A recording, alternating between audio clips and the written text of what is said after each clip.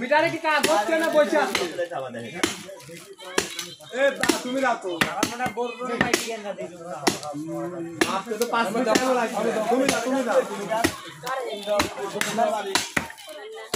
তুমি দাও না দাও না সব হয়ে গেলে মিটার মাপ করতে খাস না কি মাপ করলে মাপতে কি